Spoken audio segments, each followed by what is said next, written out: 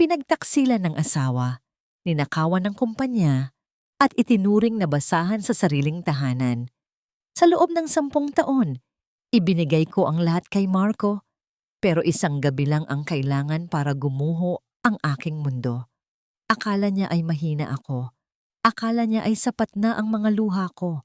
Ngunit ang hindi niya alam, may dala akong lihim sa aking sinapupunan, isang sanggol na magiging mitya ng kanyang pagbagsak. Marco, lalasapin mo ang bawat patak ng puot ko. Handa ka na bang mawala ang lahat? Huwag kang mag-alala, Kylie. Pipirma yan. Kilala ko ang asawa ko. Masyado siyang mahina at sunod-sunuran. She's too dependent on me. Wala siyang ibang matatakbuhan kundi ang bahay na ito. Kaya sa huli, gagawin niya ang lahat ng sasabihin ko para lang hindi ko siya itapon. Ang tinig na yon ay kay Marco, ang lalaking pinangakuan ko ng buhay at katapatan sa loob ng 10 taon. Ang boses na dati ay nagpapatahimik sa aking mga takot. Ngayon ay tila isang marahas na kislap ng kidlat na sumunog sa aking buong pagkatao. Nakayo ako sa labas ng pintuan ng aming silid. Ang mga kamay ko ay nanginginig habang hawak ang isang tray ng mainit na adobo. Ipinagluto ko siya ng paborito niyang ulam para sa aming ika-10 anibersaryo. 4 na oras kung dahan-dahang pinalambot ang karne. Tinitimplahan ng bawat patak ng pagmamahal na mayroon ako. Umaasang sa gitna ng kanyang pagiging abala sa kumpanya ay magagawa naming magdiwang kahit sandali lang. Nagsuot pa ako ng asul na bestido na binili ko noong unang taon namin. Kahit na medyo kupas na ito, dahil iyon ang sabi niyang pinakabagay sa akin. Ngunit ang bawat salitang lumalabas sa kanyang bibig sa likod ng pinto ay tila mga karayom na isa-isang itinutusok sa aking puso. Pero Marco, paano kung malaman niyang inilipat mo na ang lahat ng shares ng kumpanya sa pangalan ko? Hindi ba siya magtataka? Narinig kong tanong ni Kylie, ang babaeng itinuring kong kaibigan, ang babaeng tinulungan ko nang siya ay walang-wala. Hindi niya malalaman yun. Busy siya sa pagiging mabuting asawa at pagluluto ng kung ano-anong basura sa kusina. Basta pirmahan niya ang mga dokumentong inihanda ko, legal na nating makukuha ang lahat. She's just a puppet, Kylie. Isang tau-tauhan na tapos ko ng pakinabangan. Naramdaman ko ang biglang panlalamig ng aking mga daliri. Ang tray na hawak ko ay tila naging 1 toneladang bakal. Ang amoy ng suka at toyo na kanina ay nagpapagutom sa akin. Ngayon ay naging amoy ng pagkabulok na nakakasulasok sa aking lalamunan. Nanuyo ang aking bibig at ang tibok ng puso ko ay naging mabilis at masakit, tila isang tambol na pilit pumuputok sa loob ng aking dibdib. Dahan-dahan, tila sa isang panaginip, naramdaman ko ang pagbagsak ng isang butil ng luha sa aking pisngi. Hindi ito luhang mainit. Ito ay malamig.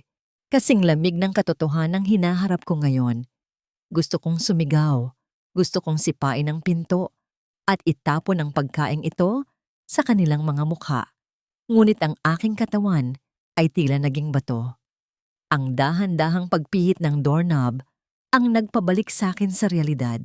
Bumukas ang pinto at lumabas si Marco. Ang kanyang mukha ay kasing kisig ng dati. Ngunit sa aking mga mata, siya ay mukhang isang halimaw na nakasuot ng mamahaling barong. Natigilan siya nang makita ako, ngunit walang bakas ng gulat o pagsisisi sa kanyang mga mata. Sa halip, ang nakita ko ay inis at pagkadiri. Nandyan ka pala, malamig niyang sabi habang tinitingnan ang tray na hawak ko. Ilang beses ko bang sasabihin sa'yo na huwag mo akong ipagluluto ng ganyang klaseng pagkain? It reeks of grease and cheap soy sauce. At tingnan mo nga ang sarili mo, Clara. You look like a mess. Iyong bestido mo, parang basahan na. Tiningnan ko ang aking mga kamay na may mga maliit na peklat mula sa pagluluto para sa kanya. Mga kamay na may mga kalyo mula sa pagtatrabaho sa gilid niya noong nagsisimula pa lang ang kumpanya. Iyong mga uwag ng sakripisyo na itinuring niyang tanda ng aking pagiging mababa. Marco, anong ibig sabihin ng narinig ko? Halos hindi ko makilala ang sarili kong boses. Pabulong ito, basag, at puno ng hapdi. Isang mapait na ngisi ang gumuhit sa kanyang mga labi. Kinuha niya ang isang makapal na folder mula sa kanyang messenger bag at inihagis ito sa tray na hawak ko. Dahil sa bigat ng folder, muntik nang tumapon ang sabaw ng pagkain sa aking damit. Since narinig mo na rin naman, hindi na natin kailangan pang magpanggap. Those are annulment papers, Clara. Pirmahan mo na lang. Huwag mo nang pahabain ang drama dahil kahit anong gawin mo, hindi na kita kailangan. I need someone who matches my status. Someone like Kylie, hindi isang babaeng ang alam lang ay magpakamartir sa kusina. Tinalikuran niya ako na tila ba isa lang akong sagabal na dumi sa kanyang daanan. Ang bawat hakbang ng kanyang sapatos sa aming sahig ay tila tunog ng isang martilyo na ipinapako ang aking kabaong. Naiwan akong nakatayo sa gitna ng hallway, mag-isa, yakap ang tray ng pagkaing unti-unti nang lumalamig. Tiningnan ko ang malaking portrait namin sa dingding. Ang mga ngiti naming dalawa na ngayon ay tila isang malaking kasinungalingan. Sa dinami-dami ng bagyo na sinuong ko para sa kanya, sa bawat sakripisyong ibinigay ko para itayo ang kanyang pangarap. Bakit ako pa ang naiwan sa labas ng ulan? Ganito na lang ba ang halaga ng isang dekada? Isang piraso ng papel at isang malamig na talikod.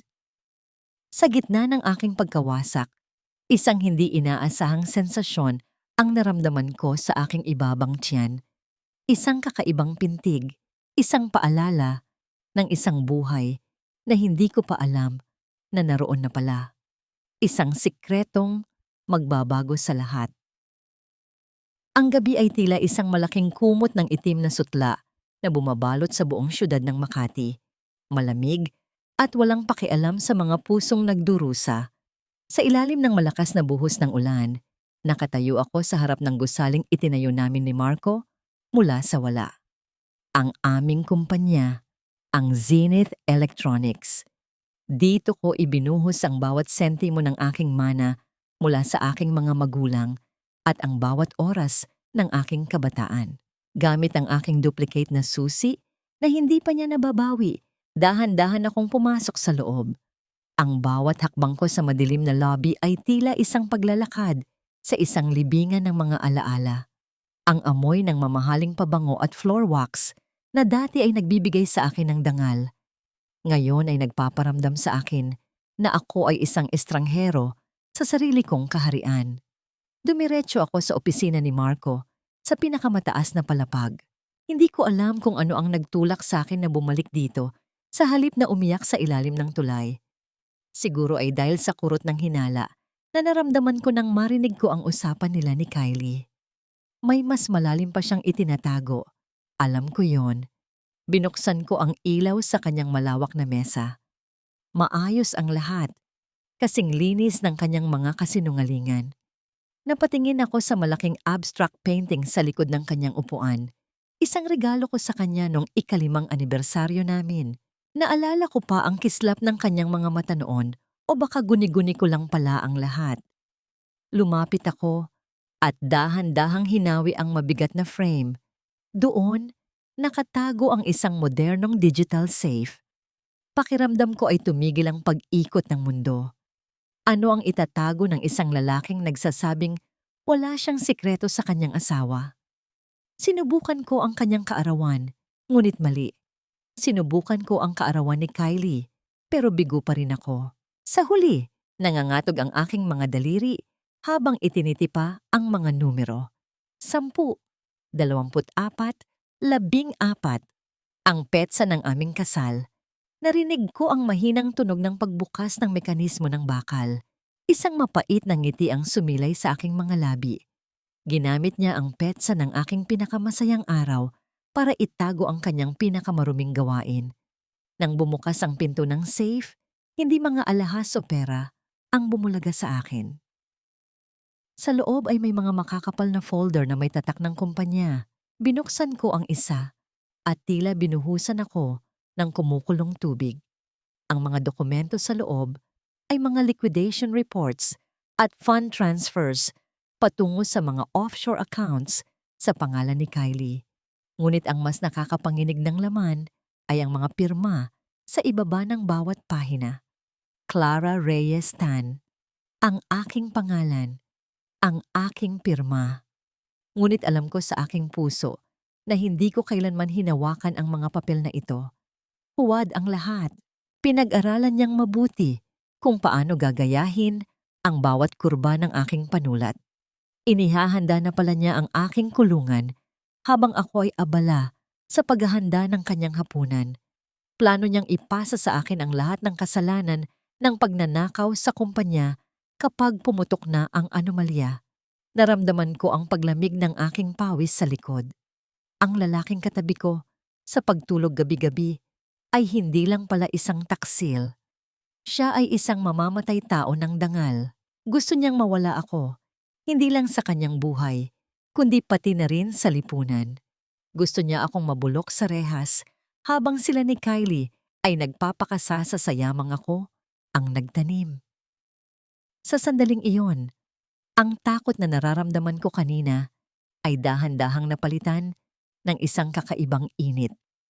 Isang apoy na hindi ko pa naramdaman sa buong buhay ko. Hindi na ako ang Clara na iiyak lang sa sulok. Kung gusto niya ng giyera, ibibigay ko sa kanya ang isang laban na hindi niya malilimutan. Kinuha ko ang aking cellphone at mabilis na kinuha ang mga larawan ng bawat pahina.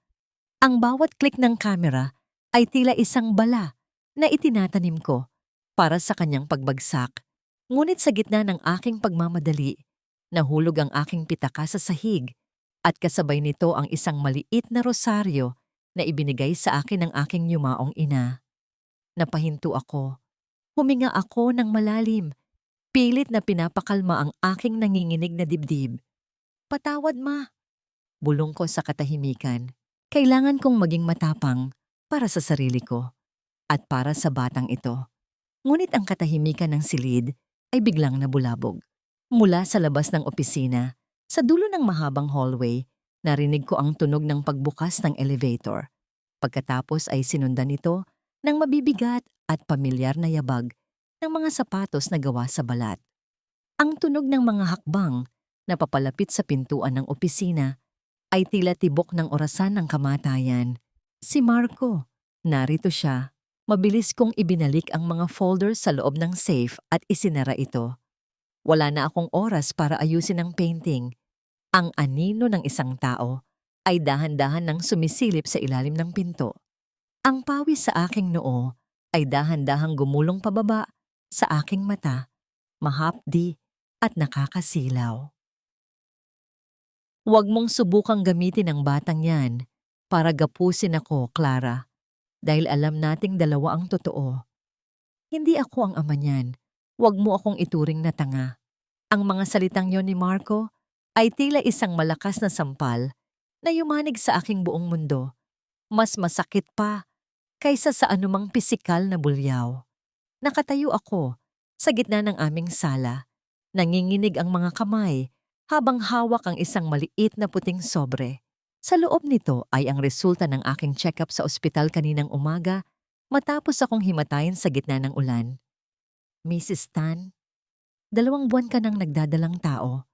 Kailangan mong mag-ingat dahil masyadong mataas ang iyong stress level." Ang malumanay na boses ng doktor ay paulit-ulit na naglalaro sa aking isipan.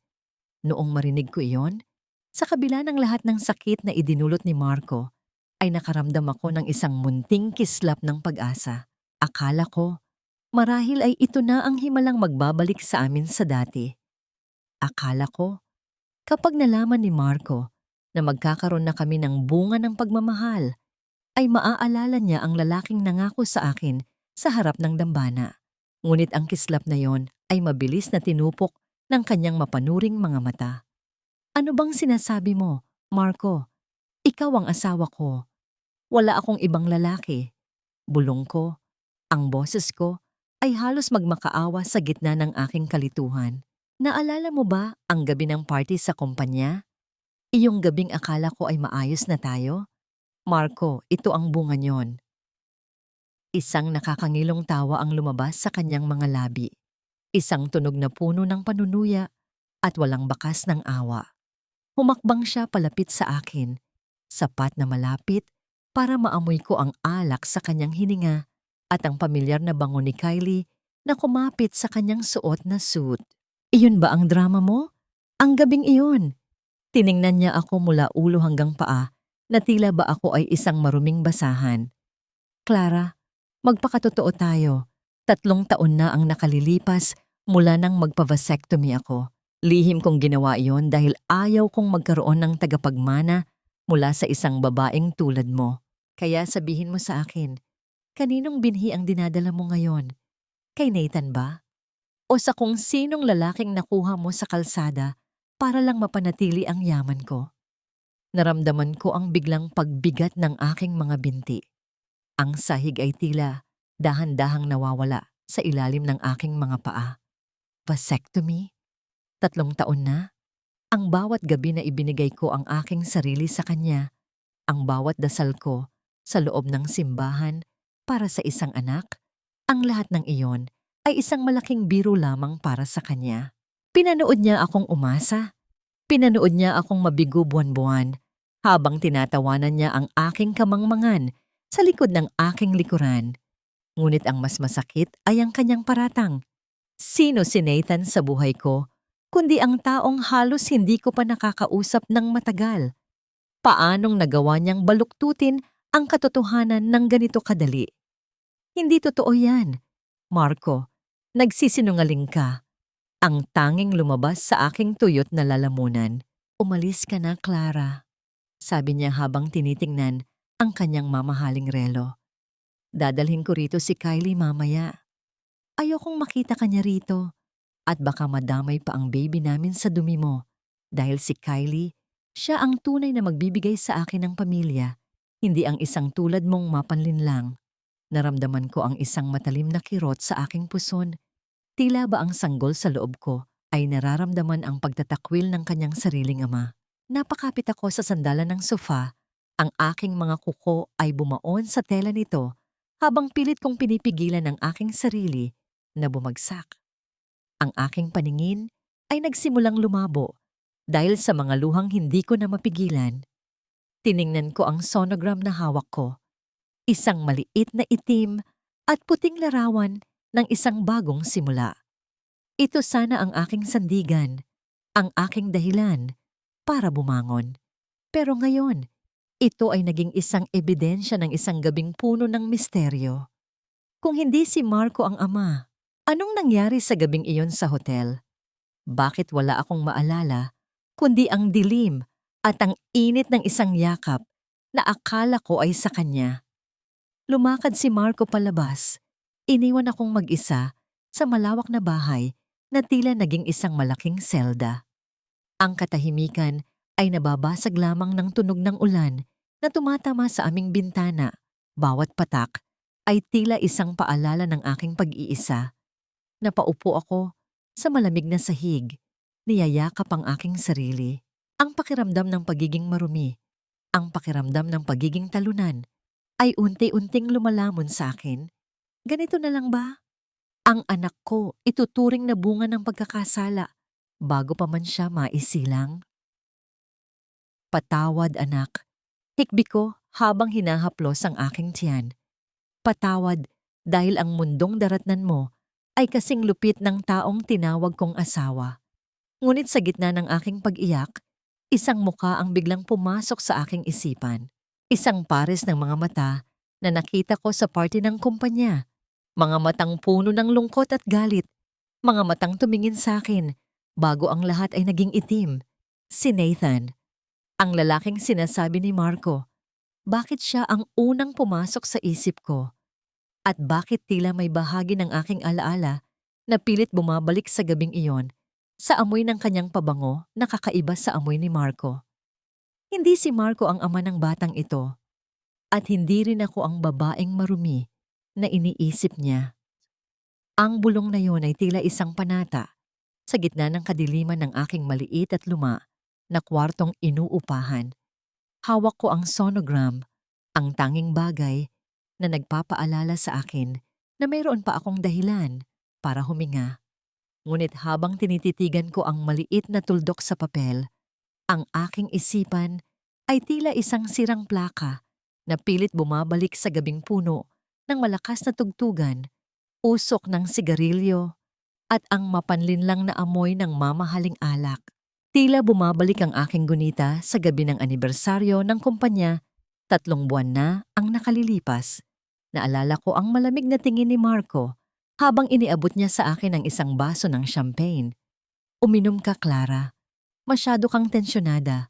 Mag-enjoy ka naman sa pinaghirapan natin. Sabi niya noon na may kasamang matamis na ngiti na akala ko ay tapat. Ngunit pagkatapos ng ilang lagok, ang paligid ay nagsimulang gumiwang. Ang bawat boses ay naging malayo at ang mga ilaw ay naging malabo. Naalala ko ang pag-akay sa akin ng isang bulto patungo sa isang madilim na silid sa itaas ng hotel. Sa gitna ng aking kalasingan at panghihina, naramdaman ko ang isang pares ng mga braso na binuhat ako ng may pag-iingat. Isang pag-iingat na matagal ko nang hindi nararamdaman mula kay Marco. At doon, sa gitna ng anino, naramdaman ko ang init ng isang yakap. Ngunit may isang bagay na tumatak sa aking pandama na hanggang ngayon ay nagpapabilis ng tibok ng aking puso. Ang amoy ng sandalo at sariwang ulan. Iyon ang pabangong hindi kailanman ginamit ni Marco. Ang pabango ni Marco ay laging matapang, masangsang, at amoy tagumpay. Ngunit ang amoy na yon sa hotel, ito ay amoy ng katahimikan at misteryo. Ito ay ang amoy ni Nathan Montenegro. Napapitlag ako nang marinig ko ang busina ng isang sasakyan sa labas na nagpabalik sa akin sa malupit na kasalukuyan. Kailangan ko ng sagot. Kailangan kong malaman kung ako ba ay biktima lamang ng isang masamang laro o kung may mas malalim pang dahilan sa likod ng lahat. Kinabukasan tumayo ako sa lobby ng Montenegro Holdings. Ang aking mga palad ay basa ng malamig na pawis habang hinihintay ang pagbukas ng pinto ng elevator. Nang bumukas ito, lumabas ang isang lalaking may matikas na tindig, nakasuot ng itim na suit na tila sadyang ginawa para sa kanyang kapangyarihan. Si Nathan. Ang kanyang mga mata ay kasing talim ng agila, ngunit nang magtama ang aming paningin, nakita ko ang isang saglit na pagkagimbal sa kanyang mukha. Clara, anong ginagawa mo rito? Ang kanyang boses ay malalim, kasing lamig ng hanging nanggagaling sa aircon ng gusali. Hindi ako nakapagsalita agad. Ang aking lalamunan ay tila tinubuan ng mga tinik.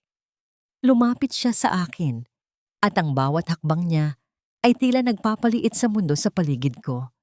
Nang tumayo siya sa harap ko, muling nanariwa sa aking ilong ang amoy na yon, ang sandalo, at ulan, ang amoy ng ama ng aking anak. Kailangan nating mag-usap, Nathan. Ang tanging nasabi ko. Ang aking tinig ay nanginginig, ngunit puno ng determinasyon. Tungkol sa gabing iyon sa hotel. Tungkol sa ginawa ni Marco. Nakita ko ang pagdidilim ng kanyang mukha. Hinawakan niya ang aking siko nang may pag-iingat at iginiya ako patungo sa isang mas pribadong sulok. Hindi rito, Clara. Maraming mata at tainga si Marco kahit saan. Bakit, Nathan? Bakit ikaw ang nandoon? Tanong ko. Ang aking mga mata ay nagsisimulang mapuno ng luha. Sinabi ni Marco na baog siya. Sinabi niya na ako ay isang babaeng nagtaksil sa kanya. Pero alam mo ang totoo, di ba? Tumingin siya sa akin at sa unang pagkakataon, nakita ko ang isang bahid ng pagsisisi at matinding galit sa kanyang mga mata. Ginamit tayo ni Marco, Clara. Ginamit niya ang pagtitiwala mo at ang galit ko sa kanya para sa isang plano na mas madilim pa kaysa sa iniisip mo. Akala ko ay pumayag ka. Akala ko ay bahagi iyon ng kasunduan ninyong mag-asawa. Naramdaman ko ang biglang paghinto ng aking puso. Kasunduan? Ipinagpalit ba ako ng asawa ko para sa isang negosyo?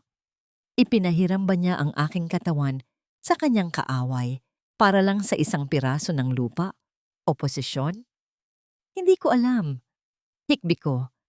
habang tinatakpan ng aking mukha ng aking mga palad. Wala akong alam, Nathan.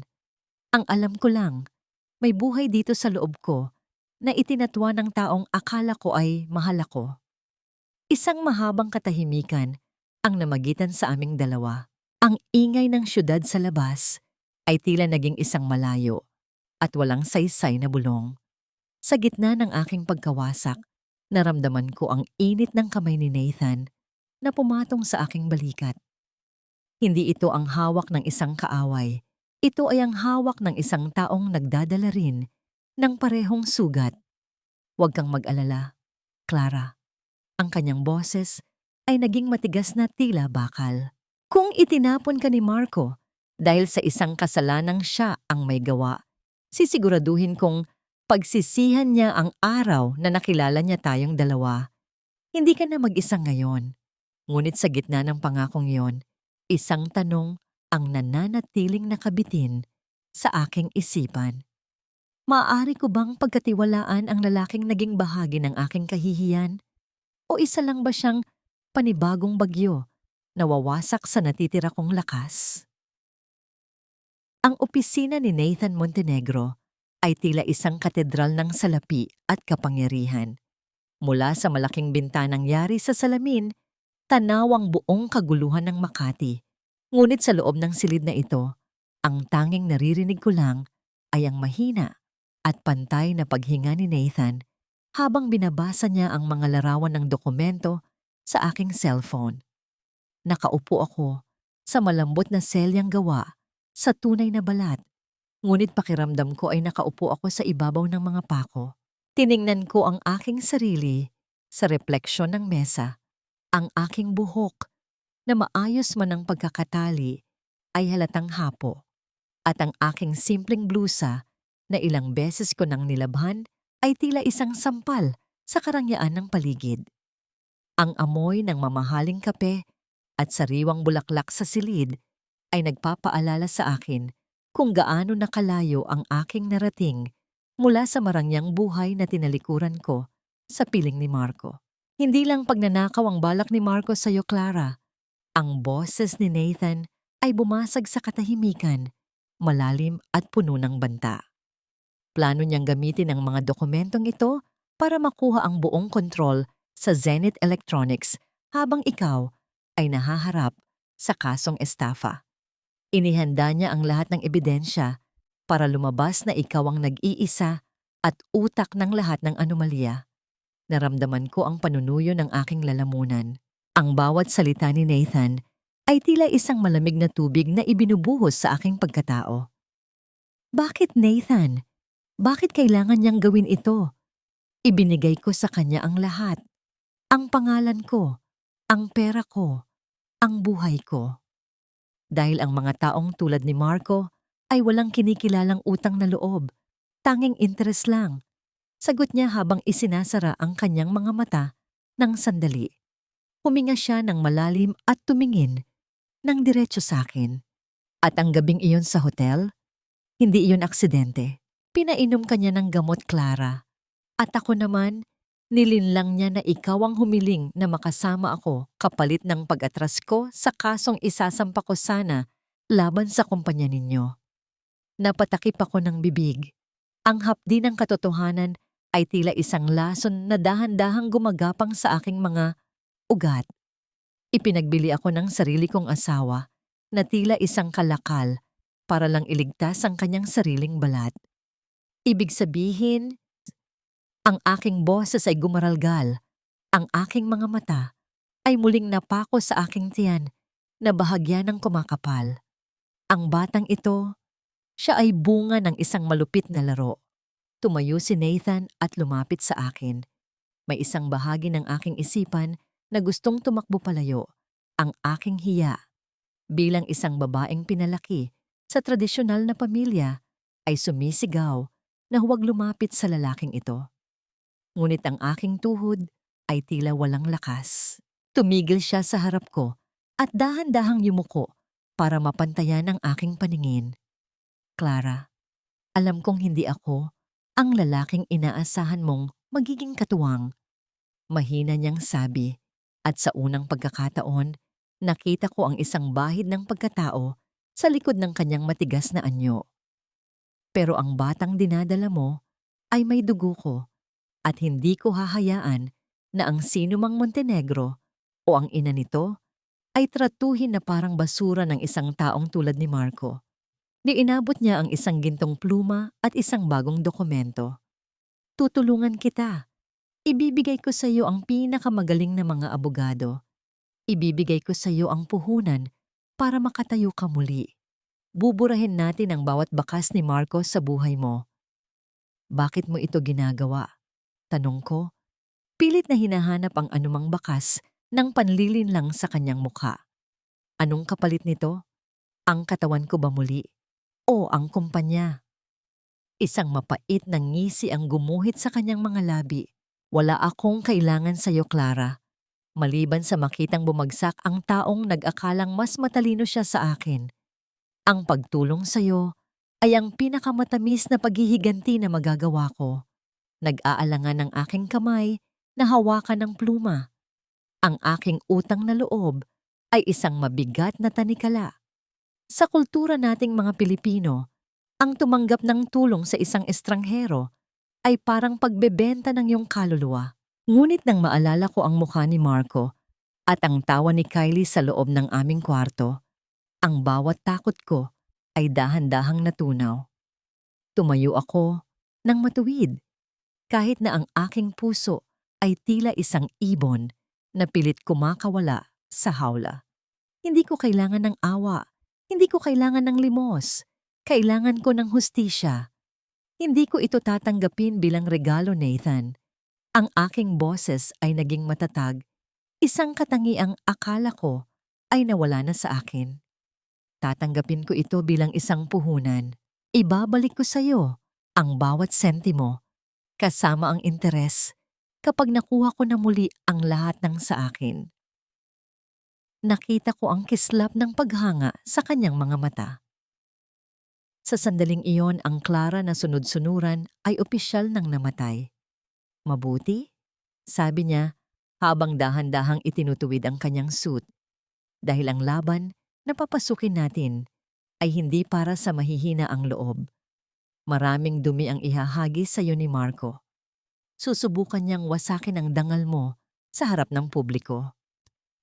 Tumingin ako sa bintana, sa malawak na langit na tila nagbabanta ng isa pang bagyo. Handa na ako para sa aking anak at para sa aking sarili. Hayaan mo siyang subukan, bulong ko.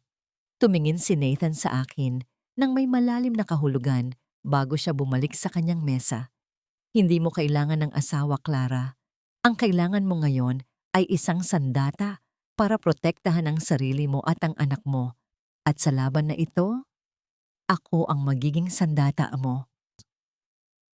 Ngunit habang naglalakad ako, palabas ng kanyang opisina, isang tanong ang nanatiling nakaukit sa aking isipan. Ang sandata bang ito ay gagamitin ko para sa aking kalayaan o ako ba ay nagiging isang kasangkapan lamang sa isang mas malaking digmaan na hindi ko pa nauunaw? Huwag mong dungisan ang sahig na ito ng iyong mga yapak, Clara. Isang malaking pagkakamali ang araw na pinahintulutan kitang pumasok sa pamilyang ito. Ang boses na yon ay matalas na tila isang latigo na humahampas sa aking pandama. Hindi ko na kailangang lumingon para malaman kung sino ang nagmamay-ari niyon. Si Doña Imelda, ang ina ni Marco. Nakatayo siya sa bukana ng aking maliit na inuupahang kwarto sa isang lumang apartment sa Quiapo. Ang kanyang mamahaling telang seda at mga brilyanteng hikaw ay tila mga hiyas na nagliliyab sa gitna ng aking karukhaan. Ang amoy ng kanyang mamahaling pabango na lavender ay agad na sumakop sa maliit na espasyo. Pilit na itinataboy ang amoy ng luma at basang kahoy ng aking silid. Katatapos ko lang maglaba ng aking mga iilang damit sa isang timba at ang aking mga kamay ay kulubot pa at namumula dahil sa matapang na sabon. Pinunasan ko ang aking mga kamay sa aking kupas na tapis. Pilit na itinatago ang nanginginig kong mga daliri Sa likod ng aking likuran, Doña Imelda, anong ginagawa ninyo rito? Ang aking boses ay mahina, ngunit sinubukan kong panatilihin ang kaunting dangal na natitira sa akin. Isang mapait at mapanuring tingin ang ibinigay niya sa paligid ng aking silid. Napadpad ako rito dahil may nawawalang kwintas sa aking vault.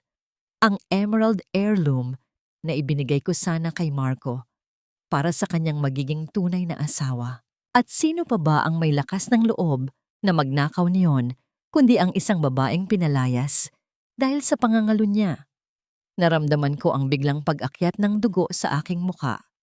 Ang bawat salita niya ay tila isang malaking bato na ipinupukol sa aking dibdib. Sa loob ng 10 taon, ako ang nag-alaga sa kanya nang siya ay nagkasakit ng malubha.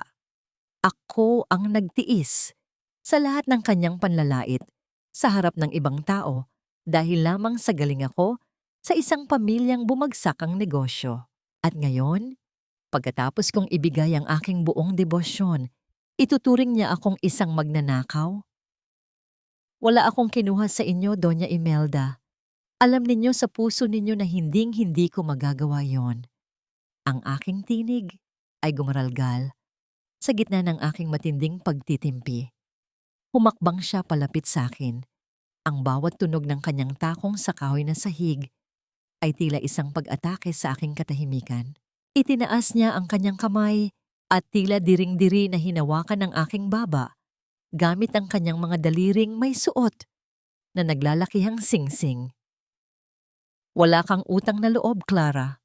Nakalimutan mo na ba na kung hindi dahil sa amin, ay mamatay sa gutom ang iyong mga magulang? Pinakasalan ka ni Marco dahil sa awa at heto ang igaganti mo. Isang batang hindi namin alam kung kaninong binhi ang dinadala mo. Naramdaman ko ang isang matalim na kirot sa aking puson. Tila ba ang aking sanggol ay nagtatago sa takot sa tinig ng babaeng ito. Gusto kong sumabog, gusto kong isumbat sa kanya ang lahat ng gabi na hindi ako natulog para lang bantayan siya sa ospital. Ang lahat ng perang galing sa aking sariling mana na ibinayad ko sa mga utang ni Marco nung nagsisimula pa lamang siya. Pero nanatili akong nakatayo. Ang aking mga paa ay tila bumaon sa sahig, matatag at hindi natitinag. Doña Imelda, mahinahon ngunit matalim kong simula. Dahan-dahan kong inalis ang kanyang kamay sa aking muka. Ang utang na loob na sinasabi ninyo ay matagal ko nang nabayaran ng aking luha, pawis at dugo. Sa loob ng 10 taon, naging alila ninyo ako sa loob ng sarili kong tahanan. Hindi ako magnanakaw. Ang kaisa-isang bagay na kinuha ko sa inyo ay ang aking kalayaan at hinding-hindi ko na yon ibabalik sa inyo. Nakita ko ang panlalaki ng kanyang mga mata sa gulat. Marahil ay hindi siya sanay na ang Clara na martyr ay sumasagot na ngayon. Itinaas niya ang kanyang kamay na tila sasampalin ako. Ngunit bago pa man ito dumapo sa aking pisngi, ay hinawakan ko ang kanyang braso ng mahigpit. Walang galit sa aking mga mata, tanging isang malamig at matigas na determinasyon. Huwag ninyong subukang gawin yan, Donya.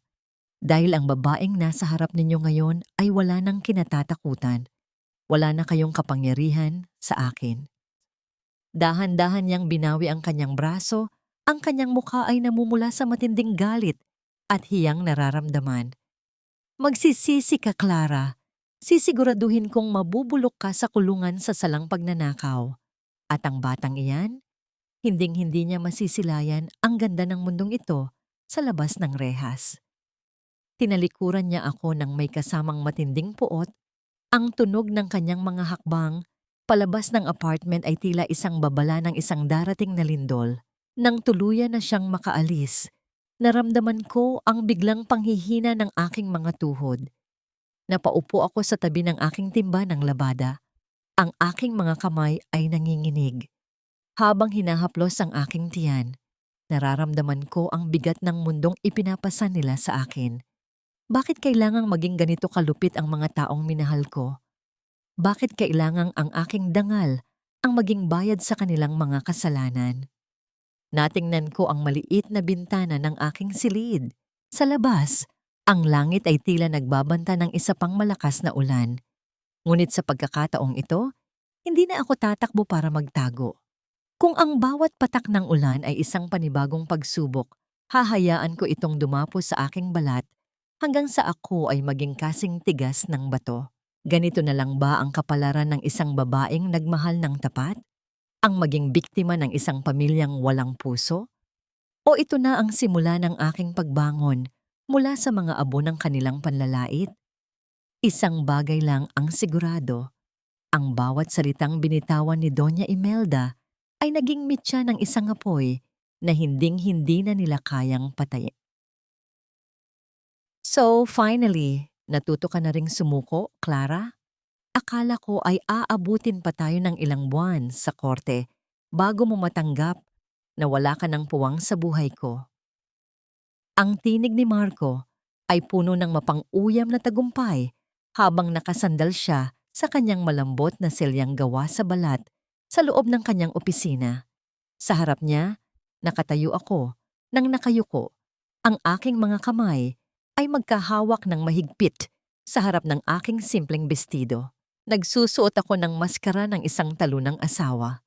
Ang aking mga mata ay sadyang pinamaga ko sa pamamagitan ng pagpupuyat. At ang aking labi ay bahagyang nanginginig na tila ba anumang sandali ay sasabog ako sa iyak. Wala na akong lakas para lumaban pa, Marco. Bulong ko. Ang aking boses ay basag at puno ng kunwaring kawalan ng pag-asa. Pagod na ako. Pagod na akong itaboy ng pamilya mo. Pagod na akong tawaging magnanakaw at taksil. Kung ito ang gusto mo, kung ito ang makakapagpasaya sa'yo, ibibigay ko na ang kalayaang hinihingi mo. Inilapag ko sa kanyang mesa ang isang folder. Ito ang mga dokumento ng annulment na ibinigay niya sa akin noong nakaraang linggo. Nakita ko ang kislap ng kasakiman sa kanyang mga mata habang mabilis niyang binubuklat ang mga pahina.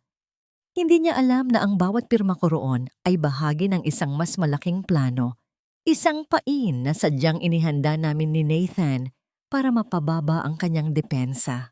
Mabuti naman at natauhan ka na, sabi niya habang humahalakak ng mahina. Don't worry, magiging galante naman ako. Ibibigay ko sa iyo ang kotseng ginagamit mo at kaunting pera para makapagsimula ka sa probinsya. Iyon ay kung hindi ka pa nakukulong dahil sa kasong isasampa ni Mama. Naramdaman ko ang pagbaliktad ng aking sikmura sa kanyang kapalaluan. Gusto ko siyang dambahan at kalmutin ang kanyang mukha. Ngunit pinigilan ko ang aking sarili. Ang paghihiganti ay isang putaheng masarap kainin ng malamig. At ngayon, nagsisimula pa lang ang pagluluto. Marco, may huli lang akong hiling, sabi ko. Ang aking boses ay tila isang pakiusap ng isang taong wala nang matatakbuhan. May mga personal akong gamit sa lumang vault sa accounting department. Mga litrato ng aking mga magulang at ang aking lumang diary. Hayaan mo lang akong kunin yon ng mag-isa. Ayokong makita ng mga dating tauhan ko na pinalalayas ako na parang kriminal. Saglit siyang nag-isip, tinitimbang kung may panganib ba sa aking hiling. Ngunit dahil sa sobrang kumpiyansa niya na wala na akong kapangyarihan, tumango siya ng may pagtataka. Sige, you have 30 minutes. Pagkatapos niyan, bawal ka na rito sa gusaling ito habang buhay. Naglakad ako palabas ng kanyang opisina nang may mabibigat na hakbang, pilit na ipinapakita sa lahat ng mga empleyadong nakatingin sa akin na ako ay isang babaeng gumuho na ang mundo.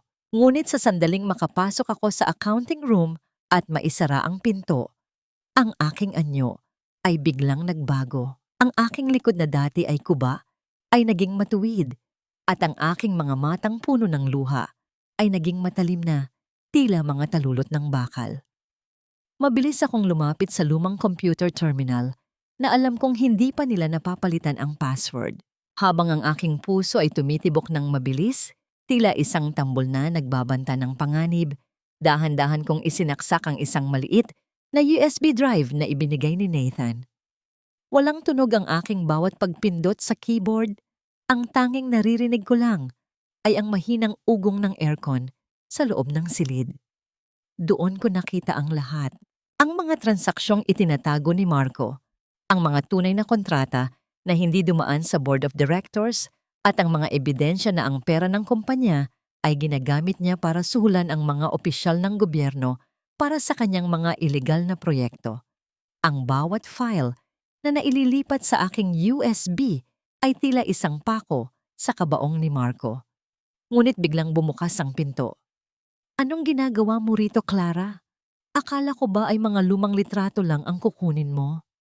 Si Kylie. Nakatayo siya sa pintuan, nakasuot ng isang hapit na pulang bestido at ang kanyang mukha ay puno ng hinala.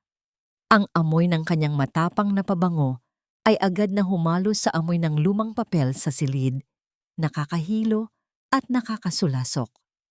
Naramdaman ko ang paglamig ng aking mga daliri, ngunit hindi ko hinayaang makita niya ang aking takot. Mabilis kong hinila ang USB drive at itinago ito sa loob ng aking palad habang dahan-dahang humaharap sa kanya. Naghahanap lang ako ng susi, Kylie. Mahinahon kong sabi. Ang aking boses ay muling bumalik sa pagiging malungkot at mahina. Masyado nang magulo ang isip ko, hindi ko na matandaan kung saan ko inilagay ang lahat. Lumapit siya sa akin. Ang tunog ng kanyang matitulis na takong sa sahig ay tila tunog ng isang ahas na papalapit sa kanyang biktima. Tiningnan niya ang computer screen na ngayon ay naka-screensaver na. Sigurado ka ba? O baka naman sinusubukan mo pang magnakaw ng kung ano bago ka tuluyang maging pulubi sa kalsada? Isang mapanirang ngiti ang gumuhit sa kanyang mga labi.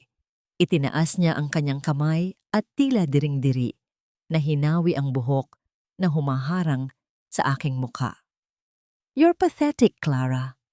Tingnan mo ang sarili mo. Your yesterday's news. Si Marco ay akin na at ang kumpanyang ito ay mapupunta sa anak na ibibigay ko sa kanya. Wala ka ng silbi. Huminga ako ng malalim. Hinahayaan ang bawat salita niya na tumagos sa akin nang hindi ako nasasaktan. Dahil sa loob ng aking palad, hawak ko na ang susi ng kanilang pagbagsak. Ang bawat insulto niya ay tila isang pampalakas ng aking loob. Sana ay maging masaya kayo, Kylie. Bulong ko habang dahan-dahang lumalakad palabas ng silid. Sana ay hindi mo maranasan ang naranasan ko. Nang makalabas ako ng gusali, sinalubong ako ng mainit na hangin ng hapon. Ang bawat hakbang ko palayo sa Zenith Electronics ay tila isang pagtakas mula sa isang mahabang bangungot. Pumasok ako sa isang naghihintay na itim na sasakyan sa kanto kung saan nakaupo si Nathan sa loob. Nakuha mo ba? Tanong niya. Ang kanyang mga mata ay nakatitig sa akin nang may halo ng pag-aalala at paghanga. Ipinakita ko sa kanya ang USB drive. Nasa akin na ang lahat, Nathan. Ang laro ng mga mapagkunwari ay tapos na. Ngayon, sisimulan na natin ang tunay na laban. Tiningnan ni Nathan ang USB at pagkatapos ay tumingin siya sa akin. Handa ka na ba, Clara? Kapag inilabas natin ito, wala nang balikan. Wawasakin natin hindi lang si Marco, kundi ang buong pangalan ng mga tan. Tumingin ako sa labas ng bintana, sa papalubog na araw na nagbibigay ng kulay kahel sa mga ulap. Nararamdaman ko ang pintig ng buhay sa aking tiyan, ang aking anak na siyang magiging saksi sa aking muling pagsilang. Hindi ko lang siya wawasakin, Nathan. Bulong ko ng may malamig na determinasyon. Ipaparanas ko sa kanya kung paano mawalan ng lahat ng bagay na itinuring niyang mahalaga. Dahil ang galit ng isang babaeng minahal at pinagtaksilan ay walang pinipiling panahon. Isang toast para sa ating bagong imperyo, Kylie. Bukas, ang Zenith Electronics ay magiging isa na lamang maliit na bahagi ng ating malawak na kayamanan. Ang boses ni Marco ay umaalingaw-ngaw sa loob ng isang eksklusibong bar sa Bonifacio Global City. Mula sa madilim na sulok kung saan ako nakaupo, kasama si Nathan, ay tanaw ko ang kislap ng tagumpay sa kanyang mga mata habang itinataas niya ang isang baso ng mamahaling champagne. Ang ginto at kumukutitap na likido sa loob ng baso ay tila sumasalamin sa kanyang mapanlinlang na pagkatao. Maganda sa paningin, ngunit nakakalasing at nakakalason. Nakawig ako ng maikli at itim at ang aking mukha ay natatakpan ng malaking salamin. Ito ang unang pagkakataon na nakita ko siyang muli matapos ang gabing pinalayas niya ako. Ang amoy ng mamahaling steak at amoy ng sigarilyo sa paligid ay nagbibigay sa akin ng hilahil, ngunit ang init ng presensya ni Nathan sa aking tabi ay nagsisilbing aking angkla. Dahan-dahang hinawakan ni Nathan ang aking kamay sa ilalim ng mesa. Ang kanyang palad ay mainit at matatag, isang tahimik na paalala na hindi na ako ang babaeng tumatangis sa ilalim ng ulan. "Panoorin mo, Clara," bulong niya. Ang kanyang boses ay parang isang pelus na humahaplos sa aking pandama. Ang toring itinayo niya sa ibabaw ng iyong mga luha ay dahan-dahan nang nagkakaroon ng lamat. Sa kabilang mesa, biglang tumunog ang telepono ni Marco. Ang matinis at paulit-ulit na tunog niyon ay tila isang babala ng paparating na sakuna. Nakita ko ang pagkunot ng kanyang noo habang binabasa ang isang mensahe. Ang kanyang mapuputing na ngipin na kanina ay nakalantad sa pagtawa ay biglang naglaho. "Anong problema, Marco?" tanong ni Kylie. Ang kanyang boses ay puno ng pagkairita dahil sa pagkakaantala ng kanilang selebrasyon. Ang mga account sa Singapore, nauutal na sagot ni Marco. Ang kanyang mukha ay biglang nawalan ng kulay. Tila ba ang lahat ng dugo niya ay dumaloy patungo sa kanyang mga paa. Naka-freeze ang lahat. Hindi ko ma-access ang pondo para sa down payment ng bagong proyekto. Naramdaman ko ang isang malamig na kurot ng tagumpay sa aking puso. Iyon ang mga pondong nakuha namin ni Nathan, gamit ang mga dokumentong nakuha ko mula sa vault. Gamit ang kapangyarihan ni Nathan sa mundo ng pananalapi, naisumbong namin ang mga kahina-hinalang transaksyon bago pa man niya mailabas ang pera. "Ano? Paanong mangyayari yun?" Halos pasigaw na, sabi ni Kylie. Ang kanyang mukha ay nabahira ng takot at galit. "Marco, sinabi mo sa akin na ligtas ang lahat. Ang pangalan ko ang nakalagay sa mga dokumentong yon. Kapag nalaman ng bangko na galing sa embezzlement ang perang yan, ako ang makukulong." Nakita ko ang pagbabago sa kilos ni Marco. Ang kanyang pagiging maangas ay biglang napalitan ng isang desperadong takot. Nanginginig ang kanyang mga kamay habang pilit na tinatawagan ang kanyang accountant, ngunit tila wala nang sumasagot sa kabilang linya. Ang baso ng champagne na hawak niya ay dahan-dahang tumagilid at ang gintong likido ay natapon sa kanyang mamahaling suit na lumikha ng isang malaking mantsa na tila isang sugat na bumubukas. Ang nasaksihan ko sa sandaling iyon, ang matikas na si Marco, ang lalaking laging perpekto, ang bawat hibla ng buhok ay dahan-dahang nagpapawis ng malamig. Ang kanyang maskara ng pagiging matagumpay ay dahan-dahang natitibag. At sa ilalim nito ay nakita ko ang isang maliit at takot na bata na walang ibang alam kundi ang mandaya. "Kailangan nating umalis dito," sabi ni Marco habang mabilis na tumatayo. Sa kanyang pagmamadali, nasagi niya ang mesa at bumagsak ang kanyang cellphone sa sahig na lumikha ng isang tunog ng basag na kristal. Hindi na niya ito pinansin at mabilis na hinila si Kylie palabas ng bar. Naiwan kami ni Nathan sa aming sulok. Ang katahimikan sa aming pagitan ay puno ng kahulugan. Tumingin ako sa kanya at nakita ko ang isang munting ng ngiti sa kanyang mga labi. Isang ngiting hindi puno ng pangungutya, kundi ng paghanga para sa akin. "Sisimulan na nila ang pagsisihan ang lahat, Clara," sabi ni Nathan habang iniangat ang kanyang sariling baso para sa akin. "Ngunit huwag kang magpapakampante. Ang isang sugatang hayop ay mas lalong nagiging mapanganib." Naramdaman ko ang muling pagpintig ng aking tiyan. Isang malakas na sipa mula sa loob. Tila ba ang aking anak ay sumasang-ayon sa bawat hakbang na aking ginagawa. Ang takot na dati ay lumalamon sa akin ay dahan-dahan nang natutunaw. Handa na ako, Nathan. Bulong ko habang dahan-dahang inaalis ang aking salamin. Gusto kong makita ang bawat sentimo ng kanilang kayamanan na maglaho na parang bula. Gusto kong maramdaman nila ang gutom at kahihiyan na ipinatikim nila sa akin. Ngunit sa gitna ng aking determinasyon, isang katanungan ang muling gumulo sa aking isipan. Paano kung sa aking paghahanap ng hustisya ay maging katulad na rin ako ni Marco? Paano kung ang dilim na kinakalaban ko ay tuluyan na ring lumamon sa liwanag ng aking puso? Nabalik lamang ang aking diwa nang marinig ko ang isang pamilyar na boses mula sa likuran namin. Isang boses na hindi ko inaasahang maririnig sa lugar na ito. Clara, ikaw ba yan? Napatigas ang aking buong katawan. Ang boses na yon, ito ay ang boses ng dating sekretarya ni Marco, si Maribel, ang tanging tao sa Zenith Electronics na nakakaalam ng tungkol sa aking lihim na pagbubuntis bago pa man ako pinalayas.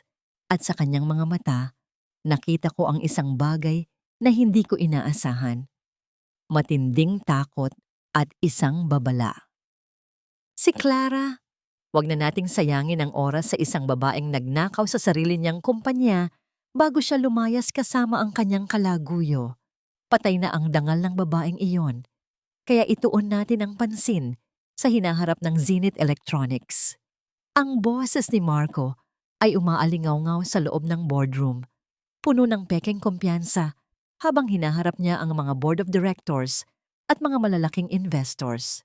Nakatayo ako sa labas ng malaking pinto. Naririnig ang bawat salitang ipinupukol niya sa aking pagkatao.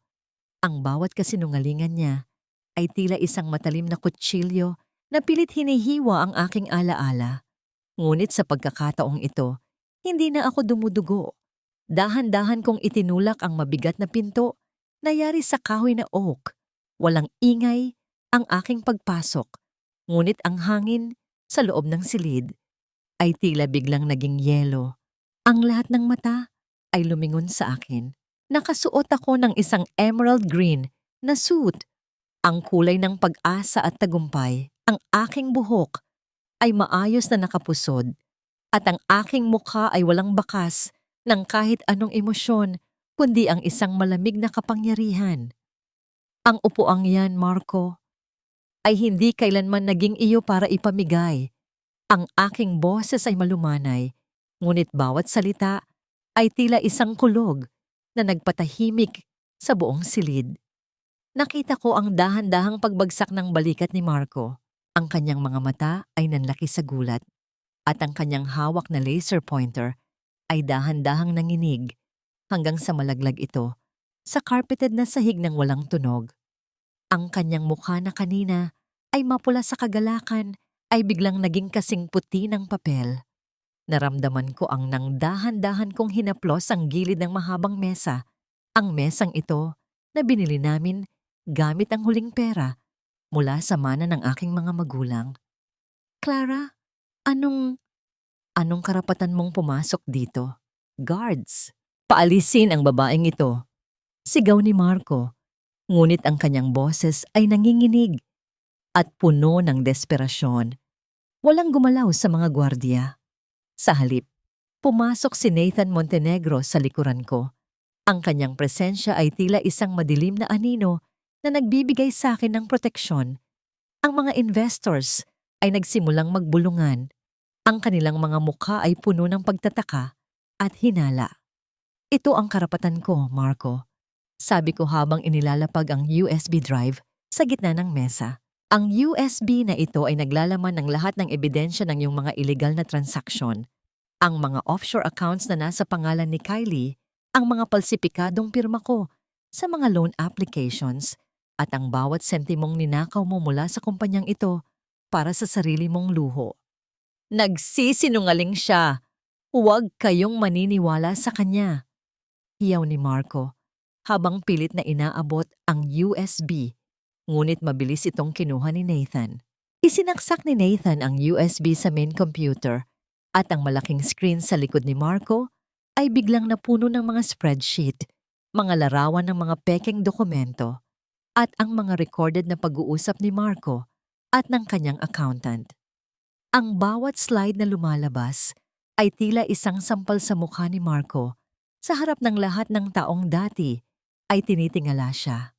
Nakita ko ang pawis na gumugulong sa gilid ng kanyang noo. Basang-basa ang kanyang mamahaling silk tie. Ang kanyang maskara ng pagiging isang matagumpay na CEO ay tuluyan ng gumuho at ang natira na lamang ay ang isang taong huli sa akto. Ang katahimikan sa loob ng boardroom ay nakakabingi. Tila ba ang bawat isa ay natatakot na huminga. "Clara, please, pag-usapan natin ito," bulong ni Marco. Ang kanyang boses ay tila isang asong nagmamakaawa. Lumapit siya sa akin. Pilit na hinawakan ang aking kamay, ngunit agad ko itong binawi na tila ba ako ay napaso. "Tapos na ang pag-uusap natin, Marco," malamig kong sabi. "Ang tanging kakausapin mo na lang ay ang mga abogado ko at ang mga awtoridad na naghihintay sa labas." Lumingon ako sa mga board of directors. Ipinapakita ng mga dokumentong ito na si Marco Tan ay hindi karapat-dapat sa posisyong ito. Bilang major shareholder at co-founder ng kumpanyang ito, hinihiling ko ang isang agarang vote of no confidence laban sa kanya. Isa-isang nagtaas ng kamay ang mga investors. Ang bawat kamay na tumataas ay tila isang hatol ng kamatayan sa kanyang karera. Nakita ko ang pagbagsak ni Marco sa kanyang upuan. Ang kanyang mga kamay ay nakatakip sa kanyang mukha habang naririnig ang mahihinang hikbi ng kanyang pagkatalo. Tumingin ako kay Nathan at nakita ko ang isang munting tango mula sa kanya. Ang laban sa boardroom ay napanalunan ko na. Ngunit ang sakit sa aking puso ay naroon pa rin. Ang bawat tagumpay ko ay tila may kasamang pait ng alaala ng lalaking minahal ko noon. Sa loob ng 10 taon, binuo ko ang kumpanyang ito ng may katapatan. Sabi ko sa lahat, ang aking boses ay puno ng damdamin. At hindi ko hahayaan na ang isang taong walang dangal ang wawasak sa lahat ng pinaghirapan ko. Ngunit sa gitna ng aking tagumpay, biglang bumukas ang pinto at pumasok si Kylie. Ang kanyang mukha ay puno ng galit at takot. May hawak siyang isang sobre at ang kanyang mga mata ay nakatitig sa akin ng may matinding puot. "Akala mo ba ay ikaw lang ang may ebidensya, Clara?" Sigaw ni Kylie. Ang kanyang boses ay matinis at puno ng lason. "Bago mo kami pabagsakin, sisiguraduhin kong sasama ka sa amin sa impyerno. Alam ko ang totoo tungkol sa batang yan." Naramdaman ko ang biglang pagtigil ng aking puso. Ang lahat ng mata sa boardroom ay muling lumingon sa akin. At sa pagkakataong ito, ang hinala ay muling bumalik sa kanilang mga mukha. Ang bawat sipa ng aking anak sa loob ng aking tiyan ay tila isang babala ng isang bagong unos na paparating. Sabihin mo sa kanila ang totoo, Clara. Sabihin mo sa lahat ng mga taong ito na ang sanggol na dinadala mo ay hindi kay Marco. Sabihin mo na ikaw ay isang babaeng nagpadala sa sarap sa piling ng ibang lalaki habang asawa mo pa siya. Ang tinig ni Kylie ay pumailan lang sa buong boardroom. Matinis at puno ng lason na tila isang palasong pilit tumutusok sa aking dangal. Ang lahat ng mga investors na kanina ay pumapalakpak sa akin ay biglang natahimik. Ang mga bulong-bulungan ay tila mga bubuyog na dumadapo sa aking pandama, puno ng panghuhusga at pagdududa. Naramdaman ko ang biglang panlalamig ng aking mga palad at ang bawat sipa ng aking anak sa loob ng aking tiyan ay tila isang paghingi ng saklolo. Nakatayo ako sa gitna ng silid.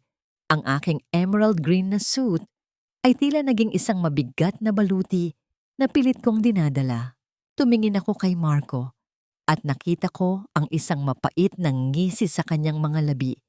Isang ngisi ng isang taong akala ay nakahanap ng butas para bawiin ang kanyang pagkatalo. "Totoo ba, Clara?"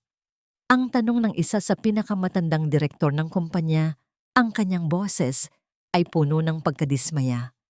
"Ginamit mo ba ang kumpanyang ito para pagtakpan ang iyong sariling kasalanan? Naramdaman ko ang internal crumbling, ang dahan-dahang pagguho ng aking loob sa harap ng hiya na ibinabato sa akin. Ngunit bago pa man ako makapagsalita, naramdaman ko ang isang matatag na presensya sa aking likuran. Ang init ng kamay ni Nathan na pumatong sa aking balikat ay tila isang kuryenteng nagbigay sa akin ng lakas. Ang batang dinadala ni Clara, ang boses ni Nathan ay malalim. Bawat salita ay may bigat ng isang hari, ay ang magiging tagapagmana ng Montenegro Holdings at ang sino mang magtatangkang dumungis sa pangalan ng ina ng aking anak ay mananagot sa akin ng personal. Ang katahimikan sa boardroom ay naging mas malalim pa. Ang mukha ni Kylie ay tila naging abo at si Marco ay dahan-dahang napaupo sa kanyang upuan. Ang kanyang mga mata ay puno ng hindi maipaliwanag na takot. Hindi nila inasahan na si Nathan mismo ang maglalantad sa katotohanan, hindi bilang isang iskandalo, kundi bilang isang proteksyon. Ngunit hindi iyan ang dahilan kung bakit tayo narito. Patuloy ni Nathan habang itinuturo ang pintuan. Narinig ang mahinang tunog ng pagbukas ng pinto at pumasok ang tatlong lalaking nakauniporme ng pulis. Walang sigaw, walang gulo.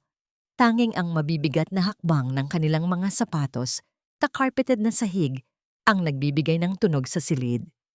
Lumapit sila kay Marco at Kylie, na ngayon ay tila mga basang sisiw na hindi makagalaw sa kanilang kinalalagyan. Mr. Marco Tan at Miss Kylie Salvador, inaaresto namin kayo sa salang qualified theft, falsification of public documents, at embezzlement. Ang malamig na pahayag ng opisyal. Naramdaman ko ang nang dahan-dahang lumapit ang pulis kay Marco at narinig ang mahinang tunog ng paglock ng mga posas sa kanyang mga pulso. Ang mga kamay na dati ay ginagamit niya para haplusin ako ng may kasinungalingan, ngayon ay nakagapos na sa bakal ng hustisya. Clara, parang awa mo na. Ang pagmamakaawa ni Marco. Ang kanyang boses ay basag at puno ng luha habang pilit na humaharap sa akin. Mag-usap tayo. Alam mong ginawa ko lang ang lahat para sa atin, para sa kinabukasan natin. Huwag mo akong iwan ng ganito. Isipin mo ang 10 taon natin. Tumingin ako sa kanya, hindi nang may galit, kundi nang may matinding awa. Ang lalaking ito na minahal ko, nang higit pa sa aking sarili, ay isa na lamang estranghero sa aking mga mata. Ang 10 taon na binabanggit niya ay tila isang malabong panaginip na wala ng kabuluhan sa aking gising na realidad. Ang 10 taon na yon, Marco. Ang aking boses ay naging matatag, walang bakas ng pag-aalinlangan. Ay ang 10 taon na ninakaw mo sa aking buhay, tapos na ang pagpapanggap natin. Ang tanging pagkakaiba ngayon ay hindi na ako ang babaeng umiiyak sa ilalim ng ulan. Ako na ang bagyong wawasak sa lahat ng iyong kasinungalingan. Pinanood ko silang mailabas ng boardroom. Nakita ko ang pagbagsak ng balikat ni Marco at ang histeryosong pag-iyak ni Kylie habang kinakaladkad sila palabas ng gusaling itinayo ko ng may katapatan. Ang bawat hakbang nila palayo ay tila isang pag-alis ng tinik sa aking dibdib. Nang tuluyan na silang mawala sa aking paningin, naramdaman ko ang biglang panghihina ng aking mga tuhod. Inalalayan ako ni Nathan patungo sa isang upuan. Tumingin ako sa paligid ng boardroom, ang silid na naging saksi sa aking pinakamasakit na pagkatalo at ngayon ay sa aking pinakadakilang tagumpay. Tapos na, Clara, bulong ni Nathan habang nakatayo sa aking tabi. Nakuha mo na ang hustisyang nararapat sa iyo. Huminga ako ng malalim. Ang bawat hangin na pumapasok sa aking baga ay tila mas sariwa at mas magaan. Ngunit sa likod ng aking tagumpay, naramdaman ko ang isang kakaibang kirot sa aking puso. Nakuha ko ang kumpanya, nakuha ko ang yaman, at nakulong ang mga taong nagtaksil sa akin. Pero bakit tila may kulang pa rin? Nathan, bulong ko, Ang aking mga mata ay nakapako sa malaking portrait ng kumpanya na ngayon ay dahan-dahang ibinababa ng mga tauhan. Paano ko ituturo sa aking anak na ang pag-ibig ay hindi laging pananakit? Paano ko bubuuin ang mundong dinurog ng sarili niyang ama? Isang mahabang katahimikan ang namagitan sa amin. Tumingin si Nathan sa malayo, sa papalubog na araw na nagbibigay ng kulay lila sa langit ng Maynila. Hindi mo kailangang buuin ang mundo para sa kanya, Clara, sabi ni Nathan nang may malalim na kahulugan. Sapat na ang maging matatag ka. Dahil sa bawat sugat na pinagaling mo, binibigyan mo siya ng pagkakataon na mabuhay ng walang takot. Ngunit sa gitna ng aming pag-uusap, tumunog ang aking cellphone. Isang mensahe mula sa isang hindi kilalang numero. Isang larawan ng isang pamilyar na lumang dokumento na akala ko ay nawala na sa sunog sa aming bahay noong bata pa ako. Isang dokumentong nag-uugnay sa aking pamilya at sa pamilya ni Nathan, sa isang lihim na matagal nang ibinaon sa lupa. Naramdaman ko ang muling pagbilis ng tibok ng aking puso. Ang aking tagumpay ay tila isang panimula lamang ng isang mas malalim pang misteryo. Dati, ang halaga ko ay sinusukat sa linis ng sahig, sa puti ng mga kamiseta ni Marco, at sa sarap ng ulam na inihahain ko sa kanya tuwing gabi. Akala ko, ang pagiging mabuting asawa ay ang pagpapakubli ng sariling liwanag para mas kuminangang sa kanya. Ngunit ngayon, sa bawat pagmulat ng aking mga mata, ang nakikita ko sa salamin ay hindi na ang anino ng isang lalaki, kundi ang isang babaeng binuo ng sarili niyang mga sugat. Ang bulong na yon ay tila isang panata habang nakatayo ako sa harap ng malawak na bintana ng aking bagong opisina sa pinakamataas na palapag ng gusaling pagmamay-ari ko na ngayon. Wala na ang pangalang Zenith Electronics sa bungad ng lobby. Pinalitan ko na ito ng Alicia Tech Solutions, ang pangalan ng aking ina, ang babaeng nagturo sa akin na ang tunay na yaman ay hindi nasa pitaka, kundi nasa dangal. Naramdaman ko ang marahang paggalaw ng aking anak sa loob ng aking sinapupunan. 7 buwan na ang aking tiyan, at sa bawat sipa niya, tila ba ipinapaalala niya sa akin na ang lahat ng paghihirap na ito ay may katuturan. Nakasuot ako ng isang malambot at puting sutlang bestido na dahan-dahang humahaplos sa aking balat. Isang matinding kaibahan sa kupas na tapis na isinuot ko noong pinalayas ako ni Marco sa gitna ng ulan. Ang amoy ng sariwang mga bulaklak na sampagita sa aking mesa ay nagbibigay sa akin ng kapayapaan, malayo sa masangsang na amoy ng alak at kasinungalingan na dating bumabalot sa aking buhay. Pumasok si Nathan nang walang katok, ngunit ang kanyang mga hakbang ay banayad at puno ng respeto.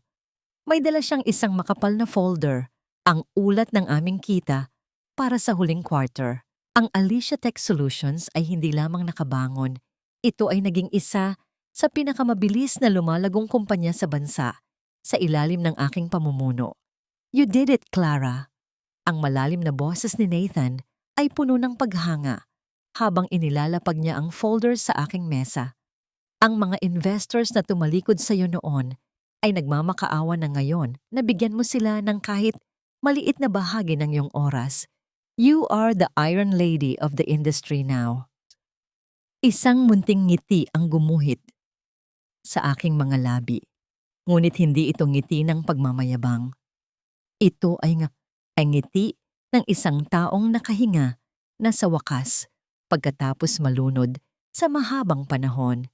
Salamat, Nathan. Pero alam nating dalawa na, ang perang ito ay papel lamang kung wala ang hustisya. Sabi ko, habang tinititigan ang litrato ni Marco sa pahayagan na nakapatong sa aking mesa. Isang balita tungkol sa kanyang paglipat sa isang mas mahigpit na pasilidad ng kulungan. Speaking of justice, ang boses ni Nathan ay biglang naging seryoso. Lumapit siya at inilapag ang isang lumang dokumento sa harap ko. Ang dokumentong ipinadala sa akin ng hindi kilalang numero noong nakaraang buwan. Ipinasuri ko na ang dokumentong ito. Ito ay isang deed of sale ng lupain ng iyong pamilya sa Batangas, 30 taon na ang nakalilipas. Ang nakapirmang bumili ay ang aking ama. Naramdaman ko ang biglang panlalamig ng aking mga daliri. Ang dokumentong ito ang nagpapatunay na ang pagbagsak ng negosyo ng aking ama ang dahilan kung bakit kami naghirap at kung bakit napilitan akong umasa kay Marco ay dahil sa isang mapanlinlang na transaksyon ng pamilya Montenegro. Ibig sabihin, ang aking boses ay gumaralgal, ang aking mga mata ay nakatitig sa pirma ng ama ni Nathan. Ang lahat ng tulong mo, ang lahat ng malasakit mo, ito ba ay bahagi lamang ng pagbabayad ng utang ng pamilya mo sa akin? Tumingin si Nathan ng diretso sa aking mga mata. Nakita ko ang isang bahid ng matinding lungkot at pagsisisi na hindi ko kailanman nakita sa kanya noon. Hindi ko alam ang tungkol sa dokumentong ito hanggang sa ipadala ito sa iyo, Clara. Pero hindi ko itatanggi na ang aking pamilya ay may pagkukulang sa iyo. Ngunit ang tulong ko sa iyo laban kay Marco, iyon ay dahil nakita ko ang aking sarili sa iyong mga mata. Isang biktima na tumangging manatiling nakadapa. Huminga ako ng malalim, pilit na pinapakalma ang aking nanginginig na dibdib. Ang aking utang na loob kay Nathan ay biglang naging isang masalimuot na buhol. Ang lalaking naging sandigan ko sa aking pagbangon ay anak pala ng taong naging mitya ng aming pagbagsak noong una. Nathan, mahina, ngunit matatag kong sabi habang inilalayo ang dokumento. Ang nakaraan ng ating mga magulang ay hindi na natin mababago, ngunit ang kasalukuyan, ito ay akin na. Hindi ko kailangan ng limos o bayad pinsala. Ang kumpanyang ito, ang tagumpay na ito, ay itinayo ko gamit ang sarili kong talino at lakas. Kinuha ko ang isang tsekeng nakahanda na sa aking drawer at inabot ito sa kanya. Ito ang huling bahagi ng puhunang ipinahiram mo sa akin. Kasama ang lahat ng interes. Mula sa araw na ito, ang Alicia Tech Solutions ay wala ng utang sa Montenegro Holdings. Tayo ay magkatulad na ngayon, Nathan, bilang mga kasosyo sa negosyo at bilang mga magulang ng batang ito. Nakita ko ang pagkabigla at pagkatapos ay ang unti-unting pagsibol ng isang malalim na paggalang sa kanyang mukha. Kinuha niya ang tseke nang hindi inaalis ang tingin sa akin. Mula ngayon, ang tatawagin ko na lang sa iyo ay Chairman Clara. Sabi niya nang may munting biro, ngunit ang kanyang mga mata ay nananatiling seryoso. You have surpassed everyone's expectations, especially mine. Nang lumabas si Nathan, naiwan akong mag-isa sa katahimikan ng aking opisina. Tumingin ako sa labas, sa mga gusali ng Makati, na tila ba maliliit na laruan na lamang sa aking paningin. Nararamdaman ko ang tagumpay, nararamdaman ko ang kapangyarihan, ngunit sa ilalim ng lahat ng iyon, may isang bahagi ng aking puso na nananatiling naghahanap ng isang bagay na hindi nabibili ng salapi. Ang tunay na kapayapaan. Biglang tumunog ang aking intercom. Chairman, may isang matandang babae sa lobby. Ayaw niyang umalis hanggat hindi kayo nakakausap. Sinasabi niyang siya ang dating biyena ninyo, si Doña Imelda. Naramdaman ko ang isang mapait na ngisi na gumuhit sa aking mga labi. Ang babaeng dati ay nagtataboy sa akin na parang dumi. Ngayon ay nasa aking lobby at nagmamakaawa. Puntahan niyo siya, sabi ko sa aking sekretarya nang may malamig na tinig. Sabihin niyo sa kanya na ang chairman ay abala sa pagbuo ng kanyang hinaharap at wala ng panahon para sa mga multo ng nakaraan. Ngunit, bigyan niyo siya ng isang sobre ng pagkain at sapat na pamasahe pa uwi. Ipakita niyo sa kanya kung paano maging tao ang isang babaeng itinuring niyang basura. Ibinaba ko ang intercom at huminga ng malalim. Ang aking paghihiganti ay hindi natapos sa rehas ng kulungan. Natapos ito sa sandaling naramdaman ko na wala na akong galit para sa kanila. Tanging awa na lamang ang natira. Hinaplos ko ang aking tiyan at bumulong sa aking anak. Malapit na, anak. Malapit na tayong magsimula ng ating sariling mundo. Isang mundong puno ng liwanag. kung saan ang iyong ina ay hindi na kailanman muling luluhod sa harap ng sinuman. Ngunit sa gitna ng aking katahimikan, naramdaman ko ang isang biglang kirot sa aking likuran, isang kirot na pamilyar sa bawat ina. Ang aking paningin ay bahagyang lumabo at ang hawak kong bolpen ay dahan-dahang nalaglag sa sahig. Anak, huwag mo na ngayon, bulong ko habang pilit na inaabot ang telepono. Ang oras ng aking huling pagsubok ay dumating na. Isang matalim na kirot ang gumuhit sa aking puson, tila 1,000 karayom na sabay-sabay na tumutusok sa aking ibabang bahagi. Napakapit ako sa gilid ng aking mesa. Ang aking mga kuko ay bumaon sa matigas na kahoy hanggang sa manginig ang aking buong braso. Hindi ito ang sakit ng pagtataksil na naranasan ko kay Marco. Ito ay ang sakit ng buhay na pilit kumakawala mula sa aking pagkatao. Ang bawat paghinga ko ay naging mabigat. Tila ba ang hangin sa aking bagong opisina ay naging kasing lapot ng pulot. Chairman Clara, ang boses ng aking sekretarya ay puno ng takot habang mabilis siyang lumalapit sa akin. Ngunit bago pa man niya ako mahawakan, ang pinto ay bumukas ng marahas at pumasok si Nathan. Naramdaman ko ang kanyang matitigas na braso na sumalo sa aking nanghihinang katawan. Ang amoy ng kanyang pabangong sandalo ay tila isang gamot na nagpababa ng aking tensyon kahit sandali. Huminga ka, Clara. Nandito ako. Hindi kita iiwan. Bulong niya. Ang kanyang boses ay tila isang angkla sa gitna ng nagngangalit na dagat ng sakit. Habang isinasakay ako sa sasakyan patungo sa pinakamahal at pinakamarangyang ospital sa lungsod, ang aking paningin ay nagsimulang maglaro sa pagitan ng kasalukuyan at ng nakaraan. Naalala ko ang gabi ng ulan, ang gabi kung saan pinalayas ako ni Marco na parang aso. At ngayon, narito ako, nakahiga sa malambot na upuan ng isang mamahaling sasakyan, inaalagaan ng isang lalaking tinitingala ng lahat. Sa kabilang panig ng mundo, sa loob ng malamig at madilim na selda ng bilibid, alam kong nararamdaman din ni Marco ang kanyang sariling paghihirap. Nabalitaan ko mula sa aking mga abogado na ang dating makisig na si Marco ay isa na lamang anino ng kanyang nakaraan. Ang kanyang balat ay naging madilaw dahil sa kawalan ng sikat ng araw at ang kanyang mga mata ay wala ng kislap ng ambisyon. Tanging pagsisisi na lamang ang natira. Ang amoy ng panis na pagkain at pawis ng ibang bilanggo ang naging kapalit ng kanyang mga mamahaling suit at pabango. Isang sulat, Mr. Tan. Ang boses ng gwardiya sa kulungan ay malamig at walang pakialam. Inabot nito ang isang pirasong papel kay Marco.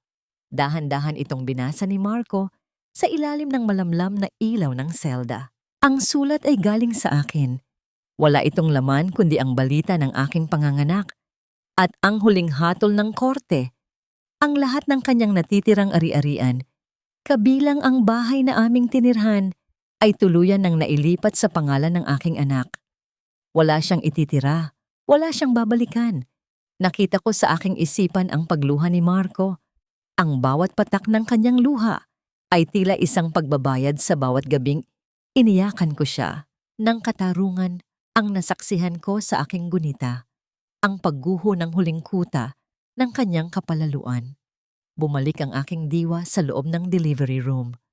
Ang amoy ng lavender at ang malumanay na musika sa paligid ay nagbibigay sa akin ng lakas. Ang bawat pag-iri ko ay tila isang pagtulak sa lahat ng dilim ng aking nakaraan. Gusto kong ilabas ang batang ito ng malinis, malayo sa bahid ng kasamaan ng kanyang ama. Konting tiis na lang, Clara. Nakikita ko na ang buhok ng bata. Ang malumanay na boses ng aking doktor ay tila isang himig ng tagumpay. Sa huling pagkakataon, ibinigay ko ang lahat ng aking lakas. Isang matinding kirot, isang pakiramdam ng pagluwag, at pagkatapos, ang katahimikan ng silid ay nabasag ng isang malakas na tinig ng buhay.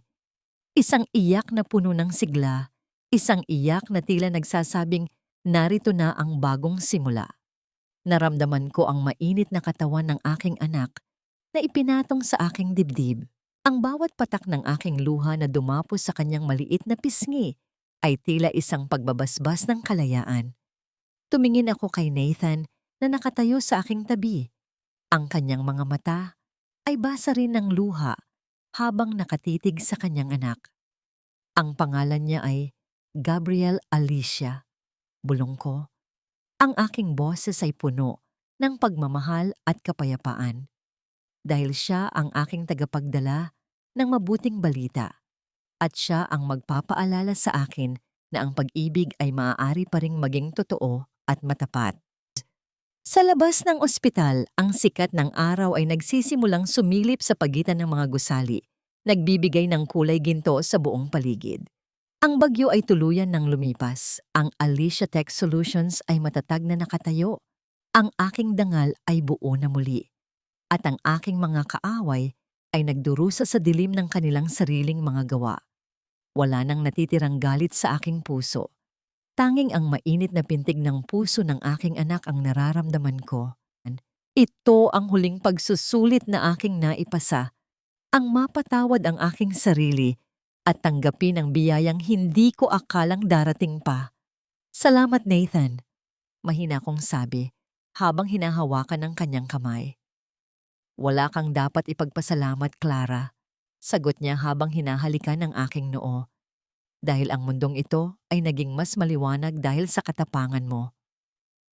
Tumingin ako sa maliit na mukha ni Gabriel. Alam ko na sa bawat paglaki niya ay makikita ko ang mga bakas ng kanyang ama. Ngunit sisiguraduhin ko na ang kanyang puso ay magiging kasing tibay ng sa akin at kasing tapat ng sa taong nagligtas sa aming dalawa. 5 taon na ang nakalilipas mula nang huling pumatak ang ulan ng aking pagdurusa sa mga kalsada ng Makati. Ngayon, habang nakatayo ako sa beranda ng aming bahay sa Batangas, sa mismong lupain na dumanas ng pait ng nakaraan, ngunit ngayon ay muling namumukadkad. Ang tanging naririnig ko ay ang banayad na hampas ng mga alon sa pampang. Ang amoy ng sariwang kape na hinaluan ng alat ng dagat at ang bango ng mga bulaklak ng kalachuchi ay bumabalot sa aking buong pagkatao. Mama, tingnan mo ang nakuha ko! Ang boses ni Gabriel ay puno ng kagalakan habang tumatakbo siya patungo sa akin. Ang kanyang maliliit na paa ay humahalik sa pinong buhangin. 4 na taong gulang na siya ngayon at sa bawat ngiti niya, nakikita ko ang katatagan na ipinaglaban ko. Ang kanyang mga mata ay kasing talim ng kay Nathan, ngunit ang kanyang puso ay kasing lambot ng telang seda. Dahan-dahan ko siyang binuhat. Ang kanyang maliit na bigat ay tila isang medalya ng tagumpay sa aking dibdib. Wala na ang takot, wala na ang pangangailangang magtago. Ang Alicia Tech Solutions ay isa na sa pinakamalaking kumpanya sa Asia. At ang bawat sentimong kinita ko ay bunga ng aking sariling talino at pagpapasya. Hindi na ako ang babaeng umaasa sa pirma ng isang lalaki para magkaroon ng halaga. Naramdaman ko ang isang pamilyar na presensya sa aking likuran. Hindi na ako nagulat nang maramdaman ko ang mainit na kamay ni Nathan na pumatong sa aking balikat. Ang kanyang presensya ay hindi na isang sandata na ginagamit ko sa giyera. Ito ay naging isang kanlungan ng aking kapayapaan. Nakahanda na ang lahat para sa ating hapunan. Chairman, bulong ni Nathan, ang kanyang boses ay may halo ng biro at malalim na pagmamahal. Pero mukhang mas gusto ni Gabriel na makipaglaro sa mga alon kaysa kumain. Isang munting tawa ang lumabas sa aking mga labi. Isang tawa na malaya at walang bahid ng kaplastikan. Tumingin ako kay Nathan at sa kanyang mga mata, nakita ko ang isang pangako na hindi na kailangan pang bigkasin. Hindi kami nagmamadali sa kasal o sa anumang titulo. Sapat na sa amin ang paggalang at ang katotohanang binuo namin ang aming sariling pamilya mula sa mga abo ng pagkakanulo. Minsan, sumasagi pa rin sa aking isipan ang balita tungkol kay Marco. Nabalitaan ko na siya ay pinalaya na matapos ang ilang taon dahil sa kanyang malubhang karamdaman, ngunit wala na siyang babalikan. Ang kanyang ina, si Doña Imelda, ay pumanaw na sa loob ng isang charity ward sa ospital, mag-isa at puno ng pait. Si Kylie naman ay naglahong parang bula matapos makuha ang lahat ng natitirang pera ni Marco bago pa man ito makasuhan. Sinasabing si Marco ay isa na lamang anino na pakalat-kalat sa mga kalsada ng Maynila. Dala-dala ang hiya ng isang taong nagkaroon ng lahat, ngunit itinapon ang lahat dahil sa kasakiman. Wala na akong galit para sa kanya. Ang galit ay isang laso na hindi ko na hinahayaang pumasok sa aking tahanan. Ang tanging nararamdaman ko ngayon ay ang matinding pasasalamat dahil sa gitna ng unos ay natutunan kong lumipad ng mag-isa. Clara, tawag ni Nathan. Ang kanyang tinig ay naging seryoso habang tinititigan niya ang papalubog na araw. Handa ka na bang bitawan ang lahat ng alaala ng Zenith? Huminga ako ng malalim. Hinahayaan ang gintong liwanag ng araw na dumapo sa aking mukha. Dahan-dahan kong inalis ang aking lumang wedding ring na matagal ko nang itinago sa loob ng aking bulsa, ang huling kadena ng aking nakaraan. Inihagis ko ito sa malawak na dagat at pinanood ko ang paglamon ng mga alon sa huling piraso ng bakal ng aking pagkabilanggo. Ang Zenith ay patay na, Nathan. Sabi ko nang may malamig na determinasyon at matamis na kapayapaan. Ang mayroon na lang ngayon ay ang Alicia at ang hinaharap na ating bubuuin para kay Gabriel. Hinalikan ko ang noo ng aking anak at pagkatapos ay sumandal ako sa balikat ni Nathan. Ang pag-ibig para sa akin ngayon ay hindi na isang sakripisyo na kailangang dumanas ng sakit. Ang pag-ibig ay ang kakayahang tumayo sa sariling mga paa at piliing manatili sa piling ng taong nagpapakita sa iyo ng iyong tunay na halaga. Sa bawat paglubog ng araw, may dalang pangako ng isang bagong bukas. At sa pagkakataong ito, alam ko na ang liwanag ay hindi na muling maglalaho sa aking buhay. Ang reyna ay muling isinilang, hindi sa pamamagitan ng korona o trono, kundi sa pamamagitan ng pagmamahal sa kanyang sarili. Ang aking kwento ay hindi natapos sa paghihiganti. Natapos ito sa sandaling nahanap ko ang aking tunay na tahanan sa loob ng aking sariling puso.